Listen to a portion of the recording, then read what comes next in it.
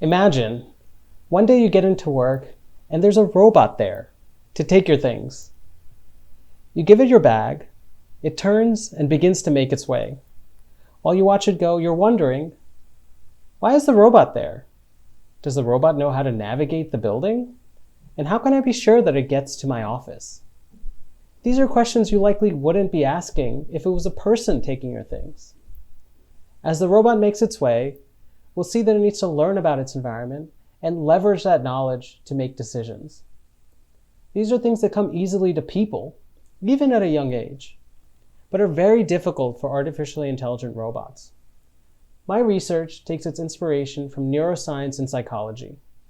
It develops a system for robot navigation in large, complex, indoor environments. Since psychologists and biologists don't fully understand how people navigate, it's difficult for computer scientists to replicate that behavior in robots. Computers are good at well-defined tasks, like chess, because they predict every possibility and plan for it in advance. But for a task like navigation, the real world is uncertain and unpredictable. People quickly respond to an unexpected situation because they apply past knowledge and reason given a new context. When people encode spatial knowledge in their memory, they remove unnecessary details and generalize from few experiences. My research builds an AI system with human-inspired algorithms to represent spatial knowledge and memory. It uses short-term and long-term spatial reasoning and common sense to navigate.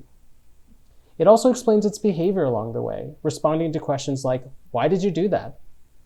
The result is a more resilient robot navigator that flexibly adjusts behavior based on past knowledge.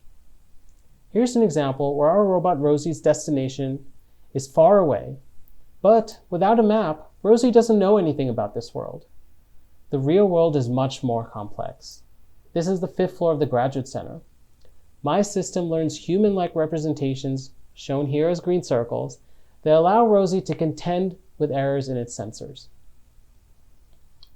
Traditional approaches to robot navigation first map every inch of an environment, and then use that map to navigate.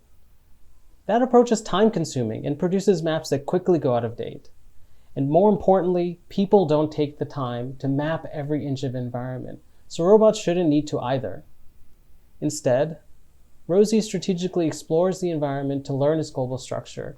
It then uses that knowledge to navigate far distances with relative ease.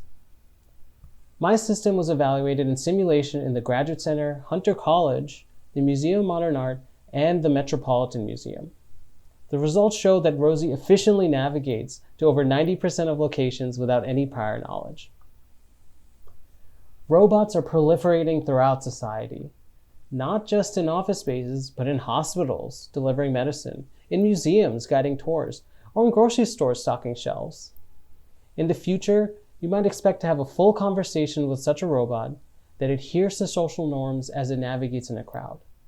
Or eventually, you'll be able to tell a robot to go to the kitchen, take your lunch out of the fridge, and bring it back to you. While this reality may be a few decades away, my long-term goal is for robots to be our collaborators in everyday tasks. Thank you.